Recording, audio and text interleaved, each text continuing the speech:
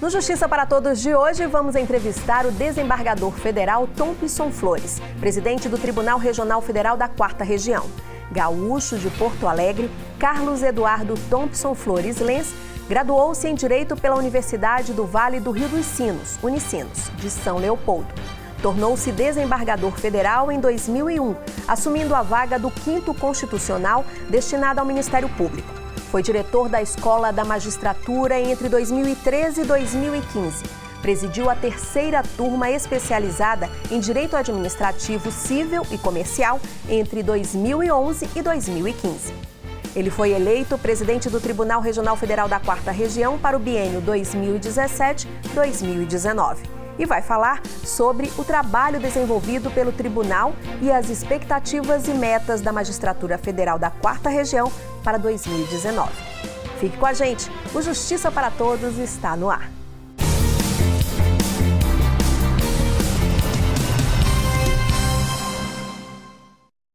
Desembargador, muito obrigada por estar aqui no Justiça para Todos. É uma honra estar aqui com os senhores. Parabéns pelo programa. Muito obrigada. Eu queria começar a nossa conversa falando da maior operação de investigação que já ocorreu no Brasil, a Operação Lava Jato. Na avaliação do senhor, qual a importância dessa iniciativa para o país? A Operação Lava Jato, digamos assim, ela foi fruto também de experiências anteriores, né, de outras operações no país inteiro. E o juiz que estava à frente dela, né, eu digo que estava porque agora está à frente do Ministério da Justiça e Segurança Pública, ele recolheu essas experiências todas e principalmente qual foi o segredo do sucesso dessa operação, né? E que está se espalhando para outras também. Houve um casamento perfeito da atuação de várias instituições ao mesmo tempo, né? Ministério Público, Polícia Federal, Receita Federal, controle de operações financeiras. Não é à toa que essa experiência toda ele levou agora para o Ministério da Justiça, né? E inclusive concentrou muitos desses órgãos sobre a sua supervisão, como ministro de Estado, da sua pasta. Então, a importância dela, ela trouxe algo que faltava na justiça e do qual nós somos ainda muito criticados: efetividade. O cidadão viu que aquela decisão proferida pelo magistrado, ela foi imediatamente executada e atinge da pessoa mais modesta à mais alta. No caso, temos um ex-presidente da República que, inclusive, já está cumprindo pena em razão de condenação nessa operação. Não só um ex-presidente, né? Ex-ministros, ex-parlamentares, etc., e várias autoridades. E o senhor acha que essa operação, essa iniciativa já mudou os rumos do Brasil? Eu não tenho a menor dúvida que sim, e eu acho que mudou. Agora, eu gostaria de fazer apenas um registro que eu tenho feito em outras oportunidades também. Volta e meia se fala, por exemplo, que havia impunidade antes no Brasil. Eu não concordo com isso. O que houve? Nós tivemos, infelizmente, nos homens públicos, dos 3 poderes, vamos frisar isso, nós temos juízes presos também. Nós temos, no âmbito dos 3 poderes, houve uma queda da qualidade dos homens públicos. Por isso que essas práticas... Os senhores conseguem imaginar uma prática dessas de corrupção por um nome como um Rui Barbosa, um Afonso Arinos de Melo Franco, um Oscar Correia, um Paulo Borossar? Claro que não. Então, à medida que esses nomes foram desaparecendo e foram sucedidos por pessoas que, infelizmente, não estavam à altura dos cargos, que é o que se revelou, nós vimos essas consequências. Eu me recordo que em 1977, isso é muito importante, para dizer que não havia, digamos, punição. Havia. Em 1977, o Supremo Tribunal Federal, pelo seu plenário, condenou e aplicou penas. Na época a competência era do Supremo para julgar originariamente desembargadores do Tribunal de Justiça do Distrito Federal. Aqui. Eles foram condenados e cumpriram penas e perderam o cargo. Então não é que não houvesse, digamos assim, que houvesse impunidade. Havia uma melhor qualidade dos homens públicos. Agora, o que se viu na Lava Jato? Né? Efetividade da decisão. Quer dizer, então, digamos, à medida que homens públicos dos 3 poderes, vamos deixar claro, se desviaram nas suas condutas, eles foram punidos e passaram a cumprir as penas. Como o senhor bem falou, a operação contou com a parceria de vários órgãos, né? Especialmente Justiça Federal e Polícia Federal. O senhor acha que essa união, essa parceria fez toda a diferença na operação? Não tenho a menor dúvida, não tenho a menor dúvida. E a Polícia Federal, que tem praticamente a mesma antiguidade da Justiça Federal na sua segunda fase, né? Porque a Justiça Federal foi extinta em 1937 e retornou em 67, 30 anos depois. E a Polícia Federal foi criada mais ou menos nesse período, 66, 67, e que é a Polícia Judiciária da Justiça Federal, houve um casamento perfeito nas atuações, né? E aí colocando também o Ministério Público. Mas não vamos esquecer também que a AGU tem atuado bastante. Inclusive, nós temos um precedente muito importante do TRF da 5ª Região, aí já nas ações de improbidade da decorrência da Lava Jato, em que é fundamental a participação da Advocacia Geral da União nos acordos de leniência. Porque ela é a credora, digamos assim, do patrimônio que foi desfalcado. Então, ela tem que participar. Então, esse precedente da lavra da desembargadora Vânia Hack de Almeida é muito importante, é o primeiro do Brasil. E firmou esse precedente, que a AGU tem legitimidade para firmar os acordos e participar dessa parte do ressarcimento. Além da Operação Lava Jato, o trabalho é constante dos juízes com relação aos julgamentos, inclusive pelo montante, pelo volume grande de processos para dar uma resposta rápida à sociedade. Tem sido rápida. A que o senhor atribui esse trabalho eficiente de dar um retorno para o jurisdicionado? Eu acho que é aquilo que nós conversávamos antes, que a justiça, no mundo inteiro, sempre, qual é a grande crítica a ela? Ela é cara e ela é morosa, né? A Justiça Federal, inclusive, o seu ajuizamento é muito barato. Até nós estamos a uma proposta, né, de que se crie uma taxa judiciária para que, inclusive, financie obras de infraestrutura da Justiça Federal, como tem na Justiça dos Estados. O valor das custas na Justiça Federal é muito barato. O que se torna caro na Justiça é porque demora muito o seu, digamos assim, o seu desfecho. Agora, o que se verificou? Nessas ações penais estão tendo um retorno maior. Principalmente, isso foi fundamental, aquela decisão do Supremo, que está em vigor até hoje, né, da lavra do saudoso ministro Teori Zavascki, originário egresso do nosso tribunal, ex-presidente, de permitir a execução provisória das penas, já a partir da decisão do 2º grau, da 2ª instância, né? Isso é um divisor de águas. Desembargador, nós vamos para um rápido intervalo e no próximo bloco a gente continua a entrevista com o desembargador federal Thompson Flores, presidente do Tribunal Regional Federal da 4ª Região. Voltamos em instantes. Até já.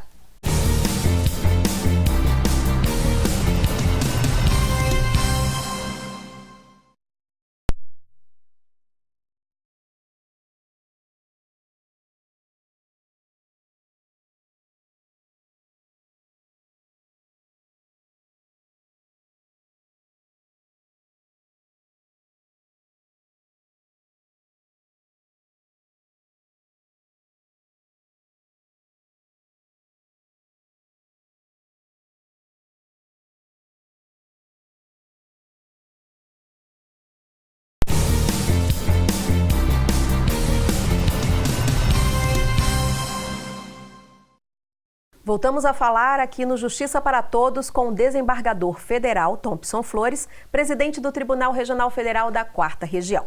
Desembargador, no bloco anterior nós conversamos sobre esse trabalho intenso da magistratura federal em dar uma resposta rápida. A questão previdenciária é uma questão que ainda preocupa muito, ainda é um gargalo na Justiça Federal? Sim. Inclusive, eu não sei como são nas outras regiões, mas eu acredito que não deve alterar muito. 40% da distribuição de processos na 4ª Região versam questões previdenciárias. Então se vê que praticamente em termos de especialização, vamos dizer assim, é a matéria que mais nós somos demandados.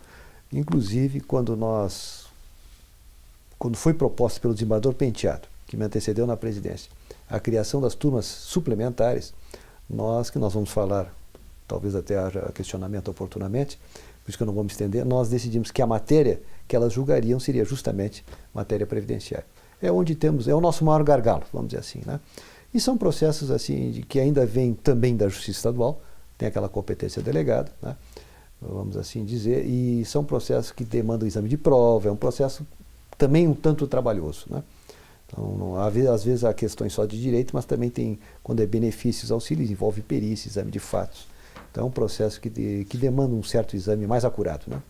E o que o TRF4, né, a Tribunal Regional Federal da 4ª Região, tem feito para enfrentar esse problema? Nós temos dado uma prioridade aos processos previdenciários. E o nosso EPROC ajuda muito nisso, digamos assim, né? Então é um processo que oportunamente houve a virtualização desse processo, facilitou muito o manuseio por advogados, Ministério Público, quando é o caso de intervenção, e dos próprios magistrados. E nós criamos 2 turmas suplementares nas 2 capitais, né? Em Florianópolis e Curitiba. E estabelecemos que essas turmas julgariam os processos previdenciários, que é, como disse, a nossa maior distribuição. Então isso tem acelerado bastante os julgamentos. Só no ano passado, essas turmas julgaram, da sua instalação até o final do ano, que deu uns 7 meses, 12 mil processos. Então é bastante. Então são processos que as partes de seus advogados teriam de vir ao tribunal, etc., já foram julgados os recursos ali mesmo, nas capitais dos seus estados de origem. Isso facilita bastante. É uma aproximação do juiz com o jurisdicionado. Então eu acho que essa experiência digamos, muito acertada, essa solução que o plenário do tribunal, sob a liderança do então presidente desembargador Penteado, propôs, acolheu e está dando excelentes resultados. E como é que foi a ideia de criar essas turmas? Era um antigo anseio. Há muito tempo, até um ex-presidente da nossa JUF, desembargador Vladimir Passos de Freitas, que agora inclusive eu soube que está colaborando com o ministro Moro, ele é uma pessoa que inclusive pode trazer bons subsídios aqui, certamente, já deve ter sido entrevistado, e é um entusiasta e um estudioso da justiça e do seu funcionamento. Havia um anseio antigo de nós criarmos essas turmas. E houve até uns anos atrás uma proposta que estava até madura, mas não foi adiante. O desembargador Penteado, na sua presidência, que me antecedeu, e eu tive a honra de ser o vice-presidente dele, ele tomou a decisão política de levar adiante isso. E foi muito bom. Propôs ao plenário, o plenário aprovou, e ele iniciou a instalação, que já foi no final do seu mandato. E eu a completei, né? Digamos assim, a estruturação já foi comigo, que veio na sequência. Mas ele teve o grande mérito de tomar a decisão política e realmente aprovar no plenário. E que matérias iria para lá? Né? Nós fizemos um estudo, houve uma comissão, se não me falha a memória, até presidido pelo desembargador Kipper, que hoje que era na época o corregedor, e hoje integra uma dessas turmas, a de Florianópolis, e nós optamos por justamente a matéria previdenciária, que é a clientela da Justiça Federal mais humilde. Então nós aproximamos juiz e jurisdicionado. E a experiência, eu lhe digo, tem sido muito boa. Aplausos gerais, aplauso geral seja da comunidade jurídica, dos advogados e dos jurisdicionados. E tem funcionado muito bem. É uma experiência, um projeto que pode ser dado de exemplo? Eu acho que sim. E, na minha opinião, quero deixar isso bem claro, a opinião pessoal minha, é uma solução muito mais barata do que a criação de novas cortes. Eu sei que é um anseio, tem a questão de Minas Gerais, que realmente é algo que merece ser estudado. Sim. Mas, por exemplo, quando a Constituição optou pela criação de tribunais regionais federais, nós nos inspiramos, obviamente, no modelo norte-americano. Lá são 50 estados e 10 tribunais. Quer dizer, não se cogita da hipótese de ter um tribunal regional federal por estado, né? E os americanos, inclusive, não possuem cortes muito extensas. Quer dizer, as cortes têm no máximo 10, 12 integrantes, assim, nem todas, né? Então, a própria Corte Suprema são 9. E me parece que, repito, é uma opinião minha, esta é uma solução a ser pensada. A primeira região, nós nos inspiramos na primeira região. Ela criou essas turmas com uma composição diversa, com juízes convocados, etc., que também está dando resultado, também em matéria previdenciária. Nós fomos um pouco adiante, até porque havia pessoas interessadas. A composição das nossas turmas suplementares são de desembargadores, que residem lá, ficam lá, só vêm para a sede do tribunal, quando há julgamento do plenário, da Corte Especial ou da sessão respectiva, né? Então, a experiência tem sido funcionado muito bem, dentro do nosso orçamento. É uma solução barata, caseira, vamos dizer assim, e tem dado certo. Numa eventual ampliação da Corte, nós temos projetos, a nossa ideia, quem sabe, é criar mais uma turma em cada capital. Agora versando, quem sabe, matéria administrativa. A seção administrativa que comporta meio ambiente, responsabilidade civil, funcionários públicos, ação civil pública, ação de improbidade. Então também teriam a vantagem de serem julgadas os seus recursos na capital do estado de origem. Então eu acho que nos encaminharemos para isso. E quem é esse magistrado que atua na turma suplementar? Alguma particularidade? Não, são juízes, como os desembargadores, como todos os demais. Todos as familiares residem em Curitiba e Florianópolis. Eu tenho certeza que isso aproximou a opção deles. E tem funcionado muito bem. Estão felizes, trabalhando. A turma e os gabinetes foram localizados nos prédios do foro da sessão, em Florianópolis e Curitiba, que são prédios muito bons, né? Grandes, espaçosos, tínhamos espaço para isso. Estão muito bem instalados lá. Então eles estão trabalhando agora de forma muito boa, estão pautando processos, advogados fazendo sustentação. Eu mesmo, como presidente, já tive a oportunidade de visitá-los e assistir a alguns julgamentos. Julgamento igual como se fosse na sede da corte. Desembargador, nós vamos para mais um rápido intervalo. E daqui a pouco a gente volta a falar com o desembargador federal Thompson Flores, presidente do Tribunal Regional Federal da 4ª Região. Não saia daí.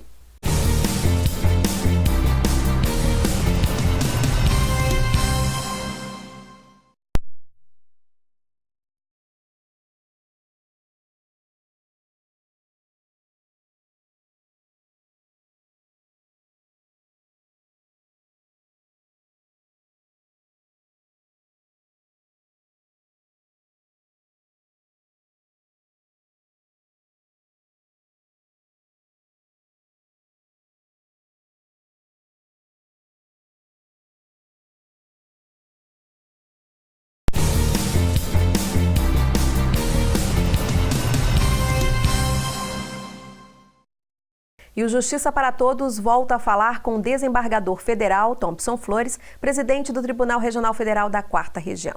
Desembargador, o senhor falou numa Justiça Federal de Excelência e nesse conceito a gente não pode deixar de falar em transparência e agilidade nos julgamentos. E nessa combinação temos que ressaltar o EPROC. Eu queria que o senhor falasse sobre esse sistema que a Justiça Federal, o TRF4, adotou. O EPROC foi eu falo muito à vontade porque ele não é criado pela minha presidência.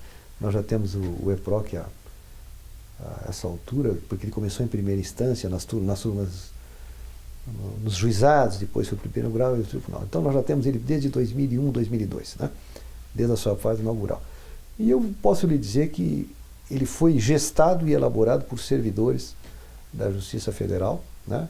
E coordenados pelo doutor Sérgio Terrada Garcia, o juiz federal, é uma pessoa que nós temos que mencionar, que ele foi pessoa-chave no desenvolvimento do EPROC, e hoje, inclusive, para minha honra, ele integra a minha administração como coordenador do EPROC. E é um sistema, digamos assim, que começou com uma linguagem gaúcha nossa, com o pé direito desde o início. Deu tudo certo, a OAB foi conquistada por ele. Hoje o maior propagandista do EPROC é a Ordem dos Advogados. Nós cedemos ano passado o EPROC, e a sessão é gratuita. Então, a corte que recebe gratuitamente. Tribunal de Justiça do Rio Grande do Sul, Tribunal Federal da 2ª Região, Rio de Janeiro e Espírito Santo, Tribunal de Justiça de Santa Catarina, estamos implantando. O Tribunal de Justiça Militar do Rio Grande do Sul, a Corte de Apelação Militar do Rio Grande do Sul, o Superior Tribunal Militar e toda a Justiça Militar da União. Todos eles receberam o EPROC gratuitamente no último ano e pouco. E tem sido um sucesso absoluto. Implantação rápida, fácil, mas o maior propagandista do EPROC, repito, é a Ordem dos Advogados. Porque viu um sistema bom, prático, de fácil manuseio. E isso aí, repito, mérito dos servidores abnegados do TRF da 4ª Região. Então, realmente ele permite uma transparência. O advogado pode trabalhar de madrugada em casa. Aquelas filas que havia nas secretarias desapareceu. Tudo isso agora o advogado trabalha do seu escritório a hora que ele quiser. Temos despachos de juízes, às vezes que saem de madrugada, etc. Porque o juiz está trabalhando tranquilamente na sua casa, no seu conforto.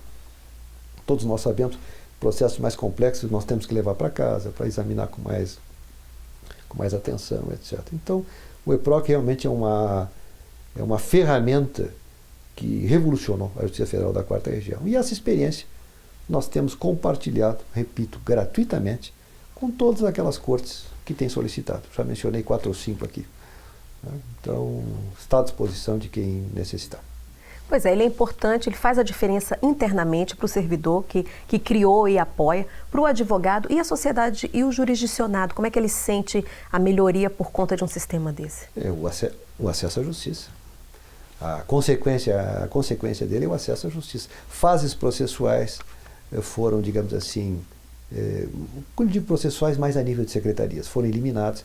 Aquela força de trabalho que se tornou superada, nós realocamos para outros setores, para gabinetes.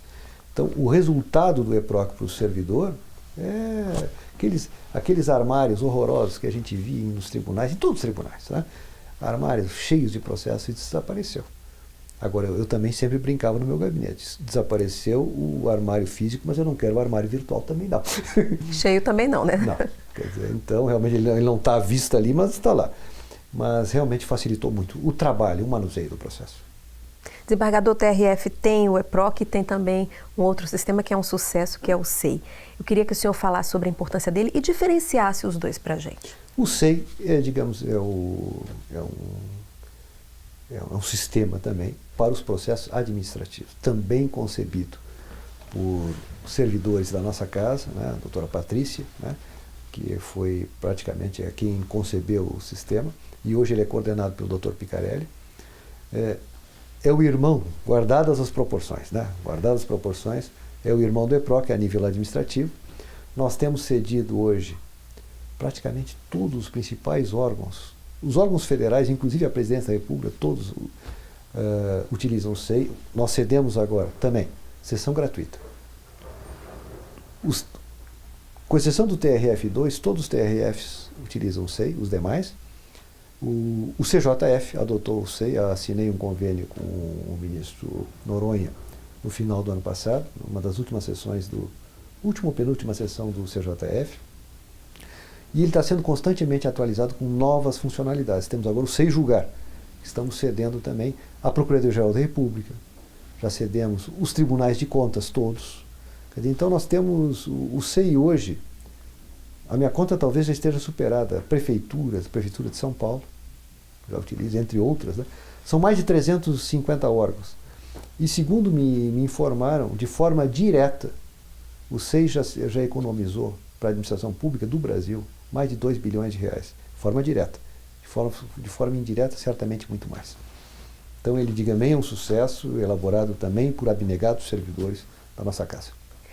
Desembargador, ano novo, quais são as metas da gestão do senhor para 2019? O meu mandato vai até dia 22 de junho deste ano e temos muito por fazer ainda. Nós vamos inaugurar agora um prédio anexo do tribunal, que vai levar o nome do nosso saudoso ministro Teori Albino Zavascki. Então digamos, é a nossa terceira torre, né, digamos assim, e inclusive era uma obra que estava um pouco paralisada e ela praticamente 60% dela foi concluída na minha administração, né? Então isso aí é uma realização. Nós vamos inaugurar agora no início, provavelmente em março, dentro das comemorações dos 30 anos da Corte.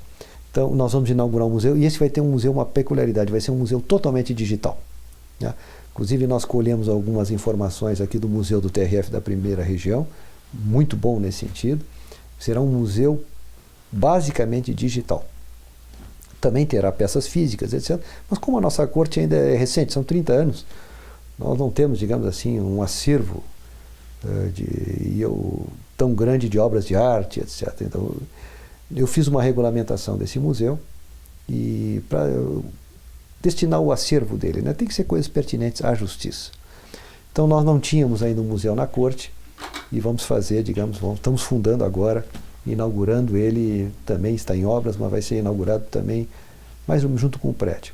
Então essa é uma meta. E uma outra meta muito importante, nós temos que atualizar o nosso regimento interno. Eu constituí uma comissão da minha assessoria na presidência, elaboramos uma minuta de um novo regimento. É uma necessidade que nós temos e eu quero ver se submeto ao plenário ainda vou submeter ainda no meu mandato. Então isso é algo importante para a Corte, que vai atualizar o regimento dentro das novas normas do Código de Processo, o novo Código de Processo. Mas a minha ideia, inclusive, eu não gosto de regimentos e textos muito extensos. E acho que não há necessidade de regimento interno reproduzir normas que já estão na Constituição, no Código de Processo, etc. Então eu quero um regimento mais enxuto e que trate basicamente de assuntos do regimento, da organização judiciária, sem a necessidade de reproduzir outros textos legislativos, né? Então essa também é uma meta. Então, entre outras, né? Entre outras. Então, digamos, essas três. Então nós temos muito o que fazer ainda até o dia 22 de junho deste ano. 6 meses ainda para trabalhar. Desembargador Thompson Flores, infelizmente nosso tempo acabou. Eu quero agradecer muito a participação do senhor aqui no Justiça para Todos. Eu que agradeço a oportunidade. Para mim, considero um privilégio de poder ter aqui debatido, trazido algumas ideias e reflexões. Muito obrigado. E o Justiça para Todos de hoje termina aqui. Participe do programa. Envie sua sugestão para imprensa@ajuf.org.br. Você também pode assistir ao programa pela internet na página da AJUF ou no canal da associação no endereço youtube.com/tvajuf. Obrigado pela sua companhia.